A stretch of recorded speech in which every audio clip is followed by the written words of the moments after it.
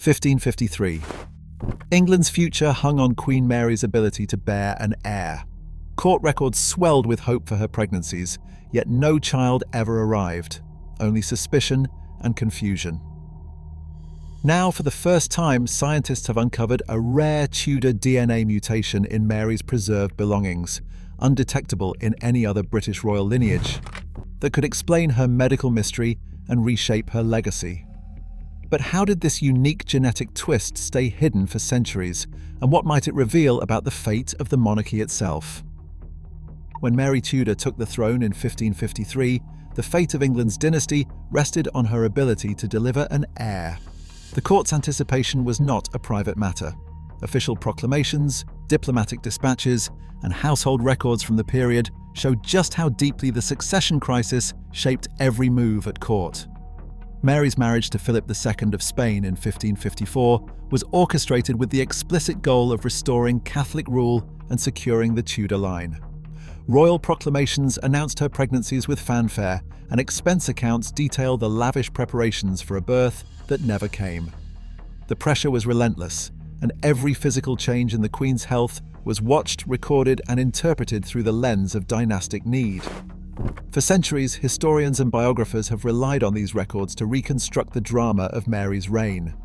But the question of what truly happened inside the royal chambers, why the longed-for child never arrived, has lingered. Modern researchers turn to the physical remnants of Mary's life, searching for answers not in narrative but in matter itself. The investigation began with a careful review of Tudor-era artifacts directly linked to the Queen: prayer books, fragments of clothing, and personal devotional items. Each object was selected only after curators and archivists confirmed its chain of custody through meticulous documentation. Accession ledgers, conservation logs, and handling records were scrutinized, tracing each item's journey from Mary's court to present-day museum collections.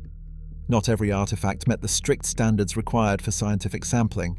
Some items, like a silk gown fragment or devotional beads in the British Museum, lacked continuous documentation or showed signs of possible later contamination. Curators prioritized objects with the most robust provenance, focusing on those whose history could be tracked through centuries of inventories, conservation reports, and exhibition records. The process required collaboration between historians, conservators, and geneticists, all working under the scrutiny of museum ethics boards. Only after these rigorous checks did researchers proceed to extract trace DNA from the most promising artifacts, setting the stage for the laboratory analysis that would follow. In this way, the search for answers about Mary's mysterious pregnancies began not with speculation, but with a foundation of documented history and verified objects, each one a silent witness to the pressures and hopes that defined England's royal succession. Sequencing data from selected Tudor artifacts revealed a rare genetic variant in the prolactin receptor gene, PRRLR. This mutation, a single missense change, appeared consistently across 3 independently sampled objects tied to Mary I, the British Library's prayer book, a letter to Philip II, and a fragment from a devotional item. Laboratory protocols measured nuclear DNA coverage at the PRLR locus at between 3-fold and 6-fold across these samples, with contamination estimates below 3%. Negative controls and extraction blanks showed no human DNA amplification, supporting the authenticity of the ancient DNA signature. The lead paleogenomicist overseeing the study described the result. From 3 independently sampled objects linked to Mary, we observed the same rare PRLR pathway missense variant. Our controls indicate a low contamination estimate, but nuclear coverage is limited and replication is needed. This statement, rooted in the sequencing metrics, reflects the cautious optimism that accompanies low-yield ancient DNA work. Population geneticists then compared the detected PRLR variant to large-scale allele frequency databases. No matching mutation appeared in any of over 1,000 published British royal or noble genomes, nor in the broader UK reference panels. In contrast, the same variant occurs at a frequency of 1 to 2% in modern Iberian population samples, particularly those from regions corresponding to Catherine of Aragon's ancestry. Graphics mapping the allele's distribution highlight this Iberian connection, while also making clear that the mutation is absent from all other tested British royal lines. The technical data underpinning this finding includes visible ancient DNA damage signatures, cytosine to thymine transitions at red ends, along with the expected short fragment lengths. Each artifact sequencing run was independently replicated, and all three yielded the same variant at the PRLR locus. While the overall coverage remains modest, the consistency across samples and the absence of the variant in British controls lend weight to the result.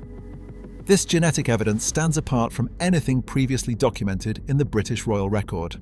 For the first time, a molecular signature with clear Iberian population roots is directly associated with Mary I, suggesting a unique maternal inheritance pattern. The presence of this rare PRLR variant in Tudor-era DNA, authenticated through rigorous laboratory controls and comparative population analysis, introduces a potential turning point in how Mary's reproductive history might be understood. A rare mutation in the prolactin receptor gene, identified in the Tudor DNA samples, offers a clinical explanation for symptoms that once baffled Mary I's court. According to a leading endocrinologist, this variant disrupts hormone signaling, often resulting in missed periods, breast changes, and abdominal swelling, each a classic sign of pregnancy in any era. In the absence of modern diagnostics, such symptoms would have been regarded as undeniable evidence of conception. Tudor physicians, trained to interpret the body through visible changes, recorded these developments in their notes and pronounced Mary pregnant with confidence. Expense records from 1555 reveal the practical consequences. The royal accounts show payments for midwives, nursery furnishings, and elaborate christening preparations. A medical historian notes that, for the Tudor court, these expenditures were not mere optimism, they were a response to physical signs that matched every expectation of pregnancy. Ambassadors and attendants such as Jane Dormer described the Queen's swelling and fatigue in dispatches, while the sudden halt of nursery spending after months of anticipation is documented in the Privy Purse books. The convergence of clinical genetics and archival evidence paints a realistic pathway from mutation to mistaken pregnancy. The rare PRLR variant, absent from other British royal lines, generated symptoms that Tudor medicine could not distinguish from genuine pregnancy. The historical record, filled with detailed observations, expenditures, and proclamations, mirrors the textbook description of pseudocyesis. This alignment between modern science and 16th century documentation grounds the new genetic finding in the lived reality of Mary's reign, offering a medically plausible answer to a centuries-old mystery. Contamination remains an ever-present concern in ancient DNA research, especially when working with artifacts that have passed through many hands and centuries.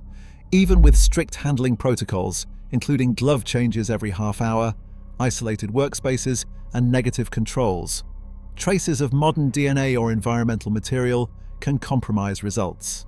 Museum ethics boards are often deeply divided on whether even minimal, non-destructive sampling is justified. Minutes from one major institution's board meeting record a narrow vote, with several trustees voicing reservations about irreversible loss to irreplaceable Tudor objects. The demand for independent replication is now standard.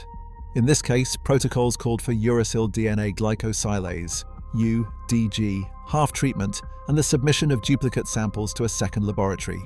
Yet some experts argue that the low nuclear coverage and fragmentary nature of the DNA leave room for doubt. A senior curator involved in the project describes the balancing act. The curator said that institutional sign-off was required before sampling, and every fiber removed was documented. Our priority was always the object's long-term preservation. Independent verifiers, however, point to the limits of environmental DNA yields and caution that even the best controls cannot eliminate all risk. One laboratory director states that replication in a separate facility remains essential for confidence and references published guidelines for ancient DNA authentication. Bioethicists add another layer, questioning whether it is appropriate to assign medical diagnoses to historical figures based on incomplete or low-confidence genetic signals. They warn of the potential for sensationalism and the risk that public narratives may outpace what the evidence truly supports. A prominent historian, skeptical of genomic determinism, reminds us that genomes alone cannot tell us what Mary thought, what policies were shaped, or how her symptoms were understood at court. Letters, physician notes, and expenditure records are equally vital. ethics and careful interpretation must guide how genetic findings are reported and discussed. The consensus across disciplines is clear. No single genetic finding should be accepted without rigorous, transparent replication and careful integration with the historical record. Only through this standard can the scientific and ethical responsibilities to both the past and the present be met. Transparency is essential to maintain public trust and scholarly rigor. Today, DNA technology rewrites centuries-old narratives, forcing us to reconsider where history ends and medicine begins.